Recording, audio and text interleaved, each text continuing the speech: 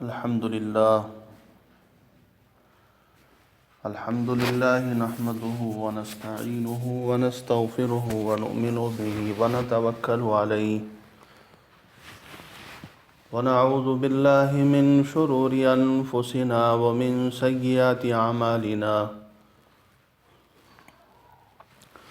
من يهده الله فلا مضل له ومن يضلله فلا هادي له ونشهد أن لا إله إلا الله وحده لا شريك له ونشهد أن سيدنا وشفيعنا وحبيبنا ومولانا محمدا عبده ورسوله أما بعد فقد قال الله تبارك وتعالى في القرآن المجيد أعوذ بالله من الشيطان الرجيم بسم الله الرحمن الرحيم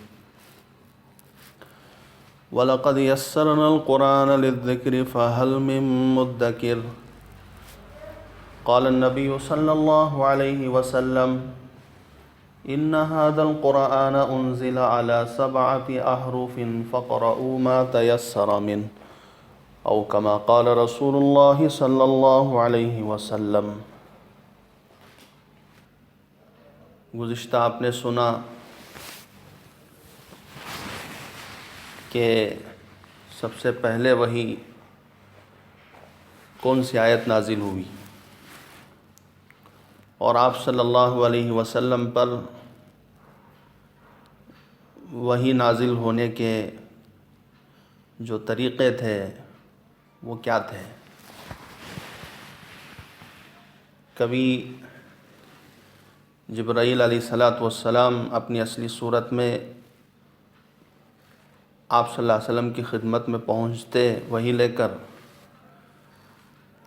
کبھی اپنی اصلی صورت میں نمودار ہوتے، اور بغیر فرشتے کے بھی اللہ تبارک و تعالی ڈائریکٹ رسول پاک صلی اللہ علیہ وسلم سے مخاطب ہوتے اور ڈائریکٹ وہی بھیجتے، اور کبھی جو ہے گھنٹے کی آواز آتی جو ہر سمت سے محسوس ہوتی تھی۔ یہ بھی ایک وحی کے نازل ہونے کا ایک سلسلہ تھا۔ تو مختلف طریقوں سے رسول پاک صلی اللہ علیہ وسلم پر وحی نازل ہوتی تھی، اور یہ بھی آپ نے سمجھا کہ مکی آیتیں کسے کہتے ہیں، مدنی آیتیں کسے کہتے ہیں۔ جو آیتیں مکے میں نازل ہوئی وہ مکی نہیں ہے، جو آیتیں مدینے میں نازل ہوئی وہ مدنی نہیں ہے۔ ہجرت سے پہلے جو آیتیں نازل ہوئی وہ مکی ہیں، ہجرت کے بعد جو آیتیں نازل ہوئی اگرچہ کہ وہ مکے میں نازل ہوئی لیکن ہجرت کے بعد نازل ہوئی، اس لیے وہ مدنی کہلاتی ہیں۔ ایک آیت ان اللہ یامرکم ان تؤدوا الامانات الی اہلھا، یہ آیت فتح مکہ کے موقع پر مکے میں نازل ہوئی لیکن اس کے باوجود وہ مدنی ہے۔ کیوں؟ اس لیے کہ ہجرت کے بعد نازل ہوئی۔ تو آپ نے تفصیل سے سمجھا کہ مکی آیتیں کسے کہتے ہیں، مدنی آیتیں کسے کہتے ہیں۔ اب یہاں سے آج کے دن یہ بات سمجھنے کی ہے کہ قرآن پاک کو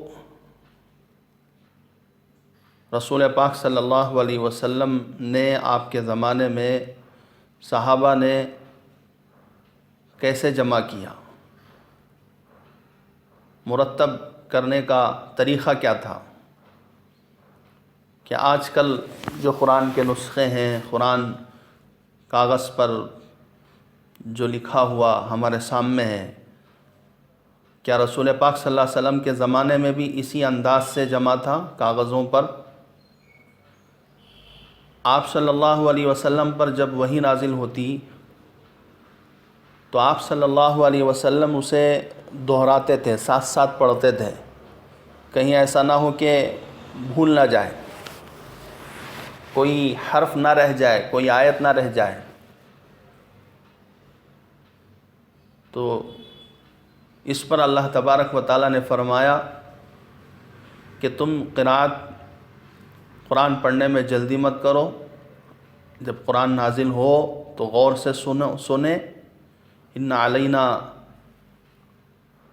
کہ ہمارے ذمہ ہے کہ قرآن کو نازل کرنا اور قرآن کی تفسیر آپ کے دل و دماغ میں بٹھانا، اور اس کو محفوظ کرنے کی ذمہ داری بھی ہماری ہے۔ تو قرآن کو جلدی پڑھنے سے اور دہرانے سے فوراً اسی وقت آپ صلی اللہ علیہ وسلم کو منع کیا گیا کہ قرآن کی حفاظت ہمارے ذمہ ہے، قرآن ہم حفاظت بھی کر دیں گے آپ کے سینے میں، اور قرآن کی تفسیر بھی ہم بیان کر دیں گے، اس کا معنی بھی ہم سمجھا دیں گے۔ چنانچہ آپ صلی اللہ علیہ وسلم حضرت زید بن ثابت کو لکھواتے، قرآن کی آیتیں نازل ہوتی تو لکھواتے اور کہتے کہ یہ آیت فلاں صورت میں فلاں آیت کے بعد لکھنا۔ اور چونکہ اس وقت پریس کا دور نہیں تھا، کاغذ کا دور نہیں تھا، اگرچہ کہ کاغذوں پر بعضی آیتیں لکھی گئی، لیکن عمومی کاغذ دستیاب نہیں ہوتے تھے، اس لیے قرآن نازل ہوتا تو سب سے پہلے حفظ کے ذریعے سے، یعنی اپنے سینوں میں حضرات صحابہ اسے جمع کر لیتے، خود رسول پاک صلی اللہ علیہ وسلم اپنے سینے میں جمع کر، اور قوت حافظہ عرب کا بہت ہی مضبوط ایک عام دیہاتی عربی، وہ کئی ہزار اشعار کو یاد رکھتا تھا بغیر دیکھے کہ بغیر اسے وہ بتا دیتا، اشعار کو سنا دیتا، ہزار اشعار، اور نسل وہ یاد رکھتے تھے، اپنے جانوروں کا نسل یاد رکھتے تھے، گھوڑوں کا نسل یاد رکھتے تھے، تو ان کے لیے قرآن کو یاد کرنا کوئی مشکل کام نہیں تھا، اتنا اللہ قوت حافظہ عرب کے ہاں عطا فرمایا تھا۔ تو زیادہ تر قرآن کی حفاظت قوت حافظہ کے ذریعے سے ہوتی تھی، اپنے سینوں میں وہ جمع کرتے تھے اور اسے باقاعدہ یاد کر لیا کرتے تھے۔ خود رسول پاک صلی اللہ علیہ وسلم کے متعلق آپ نے سنا ہوگا کہ آپ صلی اللہ علیہ وسلم ہر رمضان میں دور کیا کرتے تھے، حضرت جبرائیل کو قرآن سناتے تھے، رسول پاک صلی اللہ علیہ وسلم سناتے، حضرت جبرائیل رسول اللہ کو سناتے، اور آخری وصال کے سال میں آپ صلی اللہ علیہ وسلم نے 2 مرتبہ قرآن کو سنایا ہے، اس لیے کہ اگلے سال آپ صلی اللہ علیہ وسلم نہیں رہیں گے، آپ دنیا سے پردہ فرمائیں گے، اس لیے اس مرتبہ 2 مرتبہ آپ صلی اللہ علیہ وسلم نے حضرت جبرائیل کو سنایا۔ تو یہ سنانا آپ صلی اللہ علیہ وسلم کا تکرار قرآن کو حضرت جبرائیل کو سنانا، یہ اس بات کی دلیل ہے کہ آپ صلی اللہ علیہ وسلم کے سینے میں قرآن کو اللہ نے جمع کیا تھا۔ اور اس کے علاوہ بہت سارے صحابہ حافظ قرآن بھی تھے، انہوں نے یاد کر لیا تھا، آپ صلی اللہ علیہ وسلم یاد دلاتے تھے۔ حضرت معاویہ رضی اللہ تعالیٰ عنہ ہیں، حضرت زید بن ثابت ہیں، خلفائے اربعہ ہیں، حضرت ابو بکر صدیق، حضرت عثمان، حضرت علی، حضرت عمر، حضرت مغیرہ بن شعبہ، یہ وہ صحابہ ہیں جو قرآن کو یاد کر لیا کرتے تھے۔ اور اسی طرح عورتوں میں حضرت ام سلمہ ہیں، حضرت عائشہ ہیں، حضرت حفصہ ہیں، یہ حافظہ تھی، قرآن کی حافظہ تھی۔ تو زیادہ تر قرآن کو جمع کرنے کا طریقہ وہ سینوں کے اندر محفوظ کرنا اور اسے جمع کرنا، اسے یاد کرنے کا تھا۔ اور دیگر بعض آیتیں صحابہ لکھ لیا کرتے تھے، کاغذوں پر بھی لکھا گیا ہے لیکن ہڈیوں پر لکھ لیتے تھے، اور کبھی پتھر کے سل پر لکھ لیا کرتے تھے، کبھی کھجور کے ٹہنی پر لکھ لیا کرتے تھے، اس طرح مختلف طریقوں سے لکھا کرتے تھے۔ اور قرآن ایک نسخے میں نہیں تھا، جیسے پورا قرآن 30 پارے 7 منزلیں ہمارے سامنے ایک نسخے کی شکل میں ہے، ویسے نسخے کی شکل میں ترتیب کے ساتھ رسول پاک صلی اللہ علیہ وسلم کے دور میں قرآن نہیں تھا۔ بعضے قرآن یاد کیا کرتے تھے اور بعضے کاغذوں پر لکھ لیا کرتے تھے، بعضے ہڈیوں پر لکھ لیا کرتے تھے، اس طرح قرآن ایک نسخے میں نہیں تھا۔ جب جنگ ہوئی، جنگ یمامہ ایک جنگ ہے، اس میں بہت سارے حافظ قرآن حفاظ شہید ہو گئے، تو حضرت عمر کو یہ رائے بنی، حضرت عمر رضی اللہ تعالیٰ عنہ کی، اس رائے کو انہوں نے حضرت صدیق اکبر کو سنایا کہ اگر ہم نے پورے قرآن کو ایک نسخے میں جمع نہیں کیا جو منتشر ہے، اب اگر اسی طرح جنگوں میں حفاظ جن کے سینوں کے اندر اللہ نے قرآن کو جمع کیا وہ شہید ہوتے جائیں تو پھر مسئلہ پیدا ہو جائے گا، اس لیے کہ پورے صحابہ حافظ نہیں تھے۔ جو حفاظ ہیں اگر یہ جنگوں میں شہید ہوتے جائیں تو پھر قرآن کے جمع کرنے کا مسئلہ ہے۔ اس لیے حضرت عمر نے اپنی رائے ظاہر کی کہ بہتر لگ رہا ہے کہ قرآن کو پورے جتنے صحابہ کے پاس قرآن کی آیتیں ہیں، سورتیں ہیں، مختلف صحابہ کے پاس، ان کو اکٹھا کیا جائے، جمع کیا جائے۔ تو حضرت صدیق اکبر پہلے تو اس بات پر ان کا شرح صدر نہیں ہوا، بعد میں جب اللہ نے ان کے سینے کو اس رائے کے لیے موافقت کر دی، شرح صدر ہو گیا، تو حضرت زید بن ثابت جو کاتب وحی تھے، باقاعدہ جو ہے رسول پاک صلی اللہ علیہ وسلم حضرت زید بن ثابت سے لکھواتے تھے، اور لکھوانے کے بعد کہتے کہ پڑھ کر سناؤ کیا لکھا ہے، اور حضرت زید بن ثابت پڑھ کر سناتے، اور اس کے اندر کچھ رد و تبدیلی ہوتی، کچھ کمی بیشی ہوتی، تو آپ صلی اللہ علیہ وسلم اسے جو ہے درست فرماتے ہیں۔ تو حضرت زید بن ثابت کو حضرت صدیق اکبر بلا کر جو ہے کہا کہ آپ جو ہے قرآن کو جمع کرو، پورے صحابہ کے پاس جتنا بھی قرآن ہے، آیتیں ہیں، سورتیں ہیں، جی تمام کو جو ہے ایک جگہ جمع کریں۔ حضرت زید بن ثابت نے کہا جس کام کو رسول پاک صلی اللہ علیہ وسلم نے کیا نہیں اس کام کو میں کیسے کر سکتا ہوں۔ حضرت صدیق اکبر نے کہا کہ نہیں، یہ کام بہتر ہے، یہ کام ہونا چاہیے۔ دیکھیے حضرت زید بن ثابت کو بھی اللہ تبارک و تعالیٰ نے شرح صدر کر دیا۔ حضرت زید بن ثابت نے تو شروع میں یہ کہا مجھے پہاڑ کھودنے کے لیے کہے یا پہاڑ ایک جگہ سے دوسری جگہ منتقل کرنے کے لیے کام دیا جائے تو وہ کام آسان تھا بنسبت اس کام کے کہ جس کام کو رسول اللہ نے کیا نہیں اس کام کو میں انجام دوں۔ لیکن جب دھیرے دھیرے اللہ نے ان کے سینے کو بھی شرح صدر کر دیا تو حضرت زید بن ثابت نے اس عمل کے لیے تیار ہو گئے۔ حضرت عمر کو بھی حضرت زید بن ثابت کے ساتھ حضرت صدیق اکبر نے کر دیا۔ چنانچہ جتنے صحابہ کے پاس قرآن تھا، قرآن کی آیتیں تھیں، تمام کو حضرت صدیق اکبر رضی اللہ تعالیٰ عنہ نے اکٹھا فرمایا حضرت زید بن ثابت رضی اللہ تعالیٰ عنہ کے ذریعے سے۔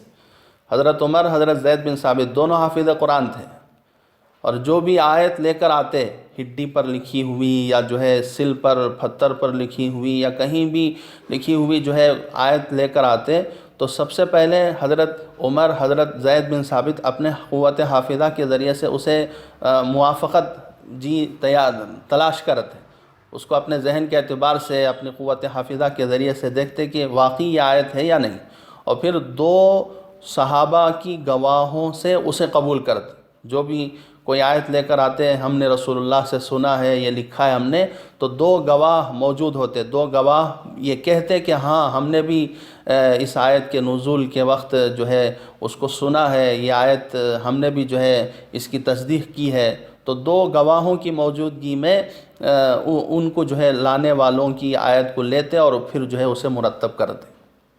اس طرح جو ہے بہت بڑا ایک نسخہ تیار ہو گیا، الگ الگ صورتیں لکھی گئی، ایک نسخہ تیار نہیں ہوا بلکہ جو ہے تقریباً بہت سارے نسخے تیار ہو گئے صورت کے اعتبار سے، جس کو کہتے ہیں، بہت سارے نسخے تیار ہو گئے۔ اور اس طرح جو ہے حضرت زید بن ثابت نے صحابہ کے مشورے سے، حضرت صدیق اکبر کے مشورے سے پورے قرآنی آیات کو جو ہے ایک جگہ جمع کیا، لیکن ایک نسخے کی شکل میں نہیں تھا وہ، بلکہ الگ الگ نسخوں کی شکل میں تھا، لیکن کاغذ پر، پرچے پر جو ہے قرآن آیتیں جو ہے پوری کی پوری آ گئی۔ تو یہ صحیفہ جو ہے الحمدللہ مکمل ہوا، اور یہ صحیفہ قرآن کا، یہ صحیفہ جو الگ الگ نسخوں میں تھا صورت کے اعتبار سے، صورتوں کے اعتبار سے، وہ حضرت صدیق اکبر کے پاس تھا، پھر حضرت صدیق اکبر کے وصال کے بعد حضرت عمر فاروق کے پاس تھا، حضرت عمر فاروق کے بعد حضرت حفصہ کے پاس تھا۔ وہ واقعہ آپ نے سنا ہے، فضائل اعمال میں اکثر آپ نے سنا ہوگا کہ حضرت عمر اپنے بہن کے گھر کو گئے تو وہاں پر جو ہے ایک نسخہ تھا قرآن کا، اس میں سے پڑھا جا رہا تھا، بہن سن رہی تھی، حضرت عمر کو غصہ آ گیا۔ وہ لمبا واقعہ جس میں حضرت عمر جو ہے قرآن سن کر پھر ایمان اسلام قبول کرتے ہیں، یہ بھی وہ نسخہ تھا پہل۔ تو محترم خواتین، اس طرح جو ہے صحابہ کے زمانے میں کچھ آیتیں کاغذوں پر بھی لکھا گیا، لیکن ایک جگہ پورے قرآن کو، پوری صورتوں کو، پوری آیتوں کو جمع نہیں کیا گیا۔ یہ جو ہے حضرت ابو بکر صدیق رضی اللہ تعالیٰ عنہ کے دور میں جو ہے شروع کیا گیا اس عمل کو۔ اس میں بھی حضرت صدیق اکبر کے زمانے میں بھی جو پوری آیتوں کو، پورے صورتوں کو ایک جگہ جو جمع کیا گیا، وہ ایک نسخے میں نہیں تھا، بلکہ اس کے اجزاء ہو گئے، کئی اجزاء ہو گئے۔ اب پھر اس کے بعد اللہ تبارک و تعالیٰ نے قرآن کو ایک حرف پر نازل نہیں کیا بلکہ 7 حرفوں پر قرآن کو نازل کیا۔ جیسے میں نے شروع میں حدیث پڑھی کہ قرآن کو اللہ تبارک و تعالیٰ نے 7 حرفوں پر نازل کیا گیا، اور فَقْرَؤْا مَا تَيَسَّرَ مِنْ، ان میں سے جس حرف میں تمہیں آسانی ہو اس حرف کی تلاوت کرو۔ اب 7 حرفوں کا کیا مطلب؟ راجح قول کے مطابق 7 حرفوں کا مطلب یہ ہے کہ عربی قواعد والے جانتے ہیں کلمات کبھی واحد ہوتے ہیں، کبھی تثنیہ، کبھی جمع ہوتے ہیں، کبھی واحد تثنیہ جمع۔ ایک قرات میں واحد لفظ ہوتا ہے، دوسری قرات میں جمع لفظ ہوتا ہے، تو آپ واحد بھی پڑھ سکتے ہیں، جمع بھی پڑھ سکتے ہیں۔ مثلاً وَتَمَّتْ كَلِمَةُ رَبِّكَ، کلمۃ ایک لفظ ہے، یہ واحد بھی پڑھ سکتے ہیں کلمۃ ربک، اور جمع بھی پڑھ سکتے ہیں کلمات ربک، واحد بھی پڑھ سکتے ہیں، جمع بھی پڑھ سکتے ہیں۔ اس طرح جو ہے سہولت دے دی گئی۔ تو یہ اسما کا اختلاف واحد تثنیہ جمع کے اعتبار سے، اور اسی طرح ایسا بھی جو ہے ایک حرف کو آپ نے مثال کے طور پر فعل ہے، فعل واحد پڑھا آپ نے یا جمع پڑھا، یا ماضی کا صیغہ پڑھا یا مضارع کا صیغہ پڑھا۔ مضارع اور ماضی کے اعتبار سے فرق ہو جاتا ہے، ماضی اور مضارع کے اعتبار سے فرق ہو جاتا ہے۔ تو یہ بھی ایک جو ہے حرف کی آسانی ہے، اس طرح بھی جو ہے پڑھنے کی گنجائش دے دی گئی۔ اسی طرح جیسے ربنا باعد بین اسفارنا، ربنا باعد بین اسفارنا، باعد ایک صیغہ ہے، اب اسے باعد بھی پڑھیں یا باعد بھی پڑھیں، افعال میں اختلاف ہے، تو باعد بھی پڑھ سکتے ہیں، باعد بھی پڑھ سکتے ہیں۔ اسی طرح جو ہے اعراب کا فرق ہے۔ ایک آیت ہے قرآن مجید میں لا یضار کاتب، اب لا یضار کاتب ہم پڑھتے ہیں، ایک قرات یہ بھی ہے لا یضار کاتب، را پر پیش، لا یضار بھی پڑھ سکتے ہیں، لا یضار بھی پڑھ سکتے ہیں۔ اور اسی طرح ذو العرش المجید ہے، ذو العرش المجید، اب اعراب کے فرق کے ساتھ ذو العرش المجیدی بھی یہ قرات ہے، المجید میں کسرے کے ساتھ پڑھنا، المجیدی۔ اسی طرح الفاظ کو مقدم اور مؤخر کرنا، کوئی لفظ کسی قرات میں مقدم ہے، کوئی لفظ کسی قرات میں مؤخر ہے۔ مثال کے طور پر وجاءت سکرۃ الموت بالحق، وجاءت سکرۃ الموت بالحق، اسے آپ وجاءت سکرۃ الحق بالموت، حق کو پہلے پڑھنا، حق کو بعد میں پڑھنا، تقدیم و تاخیر، حروف کو تقدیم و تاخیر کے ساتھ پڑھنا، یہ بھی ایک قرات ہے۔ اسی طرح بدلیت کا اختلاف ہے، یعنی آپ ننشزوہا ایک قرات ہے، ننشزوہا، آپ اسے ننشزوہا کے بجائے ننشروہا بھی پڑھ سکتے ہیں، ننشروہا۔ اسی طرح فتبینو ہے، فتبینو کا بالکل جو ہے وہ معنی دار جو صیغہ ہے، فتبینو کے بجائے فتثبتو پڑھا، تو دونوں ایک قرات ہے، یہ بھی ایک قرات ہے۔ تو فتبینو کے جو معنی ہیں وہی معنی ہیں فتثبتو کے، ننشزوہا کے جو معنی ہیں وہی معنی ہیں ننشروہا کے۔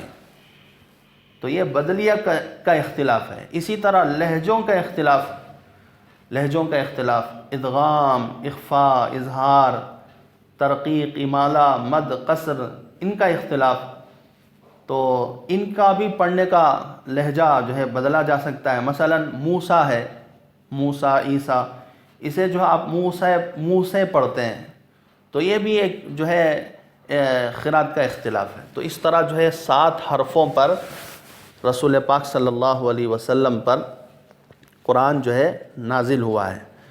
اب ہم جو پڑھتے ہیں وہ قراءت حفص ہے، ایک ہی طریقے سے ہم پڑھتے ہیں، ورنہ تو ان تمام اختلافات کے ساتھ جو ہے قرآن کو پڑھا جا سکتا ہے۔ جس کو جس حرف میں سہولت ہے اس کو اس حرف میں جو ہے پڑھا جانا چاہیے۔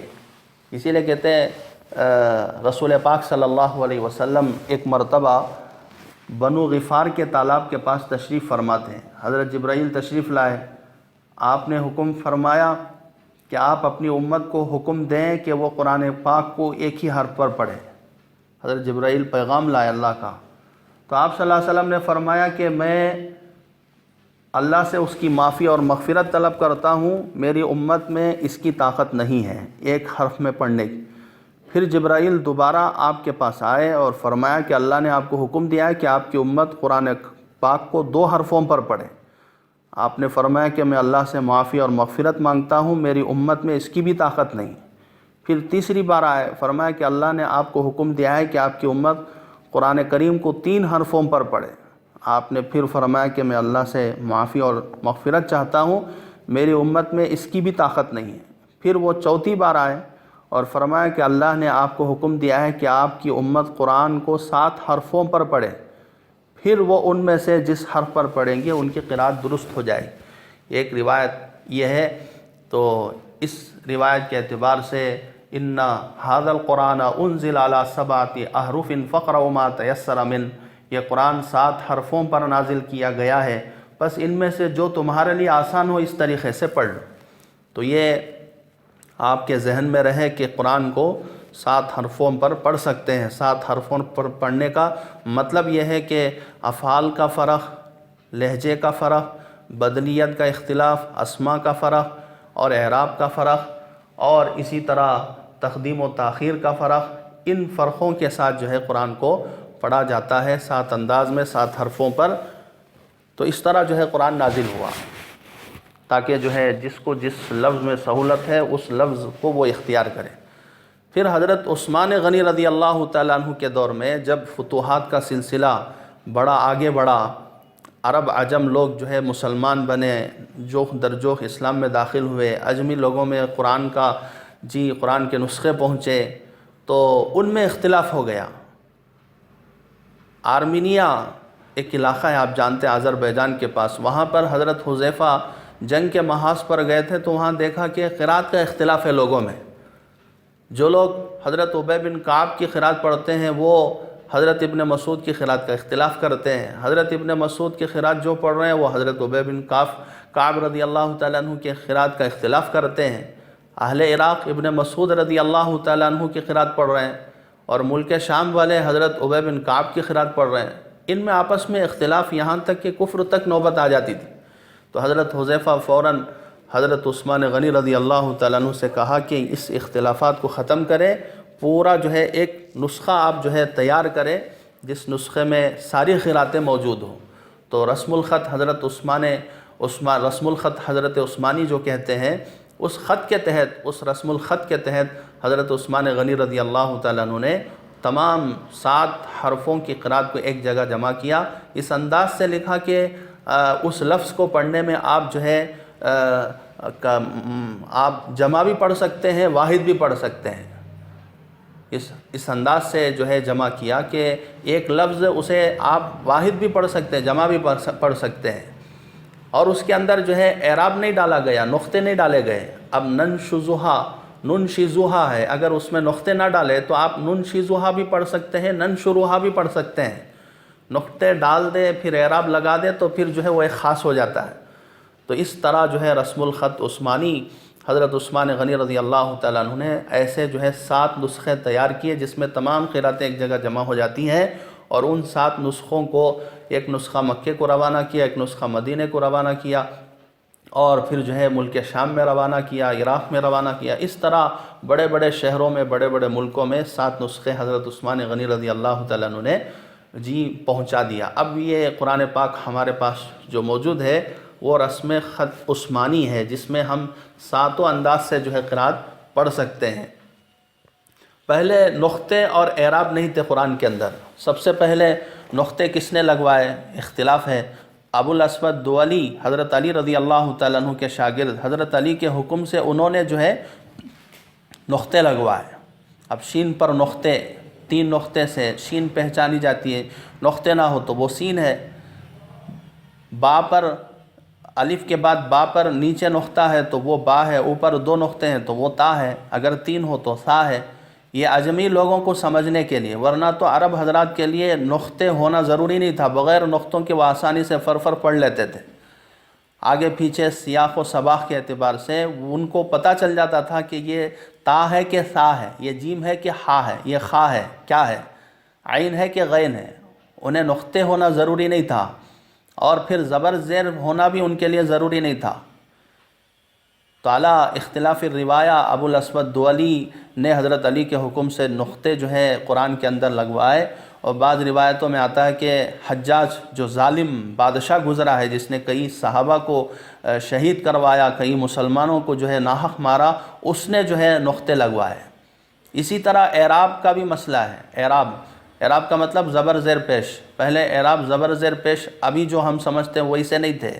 زبر کے لیے نقطہ اوپر لکھ دیتے تھے، اور زیر کے لیے نقطہ حرف کے نیچے لکھتے، اور پیش کے لیے نقطے لکھے جاتے۔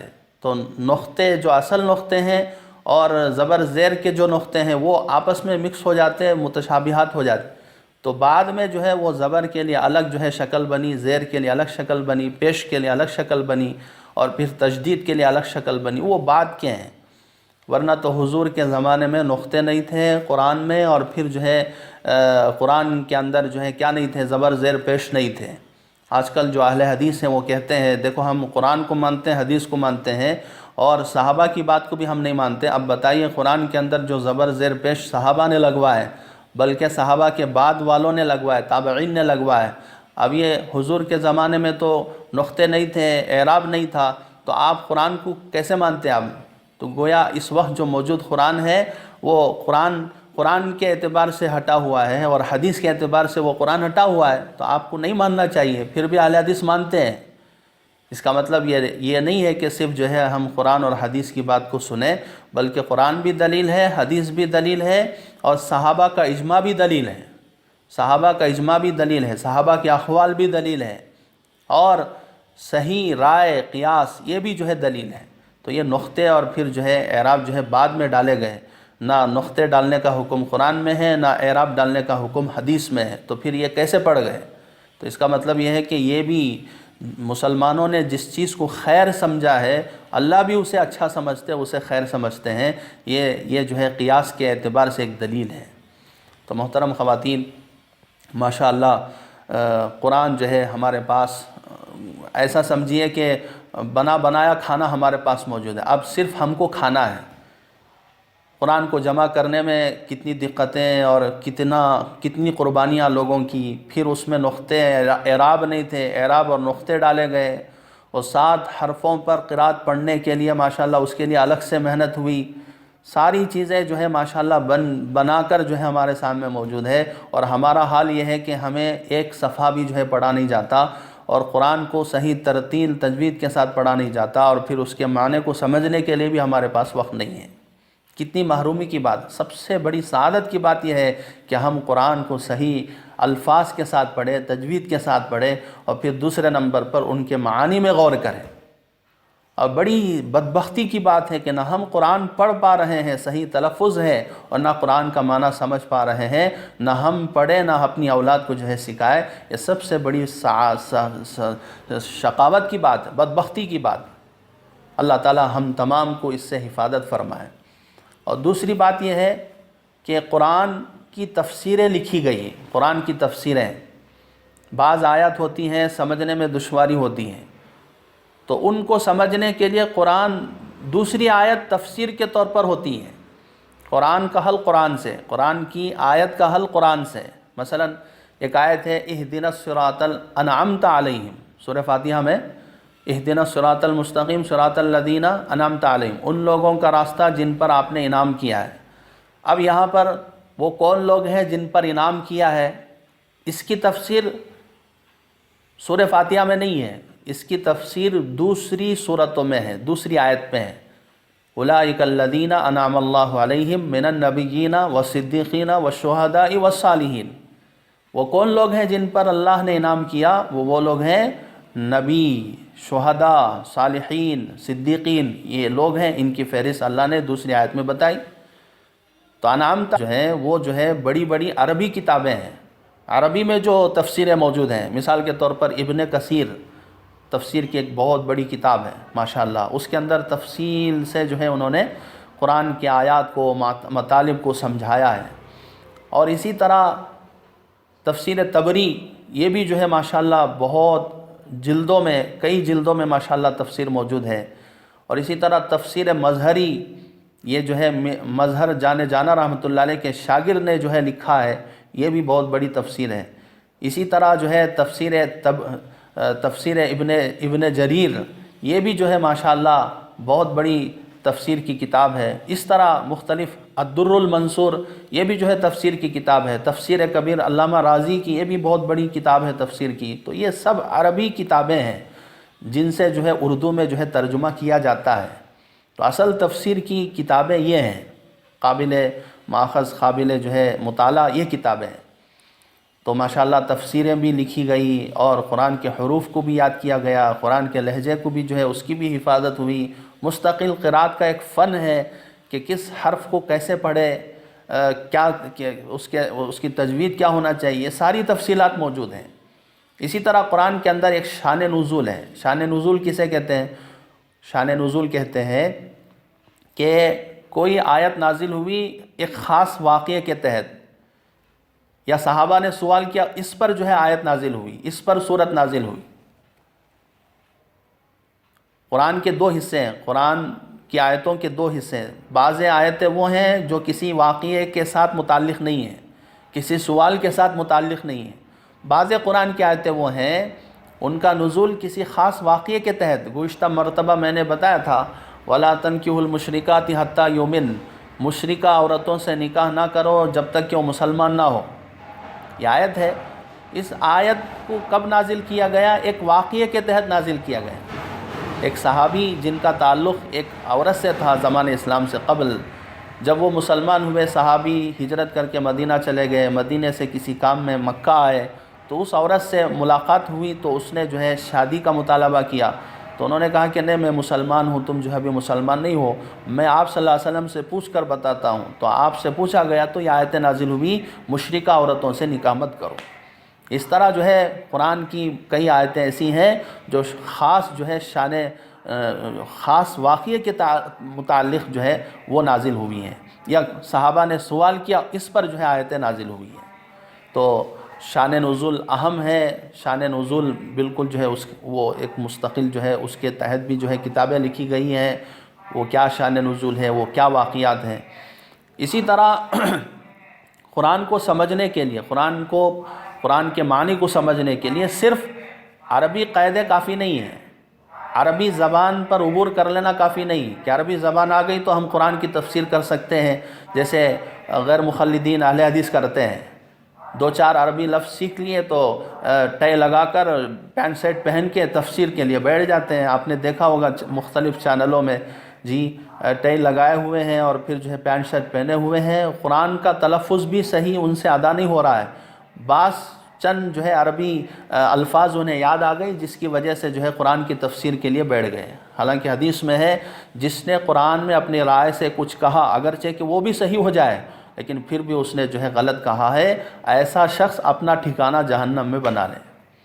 وَلَقَدْ يَسَّرْنَا الْقُرْآنَ لِلذِّكْرِ فَهَلْ مِن مُدَّكِرٍ، ہم نے قرآن کو آسان کیا سمجھنے کے لیے، ہے کوئی سمجھنے والا؟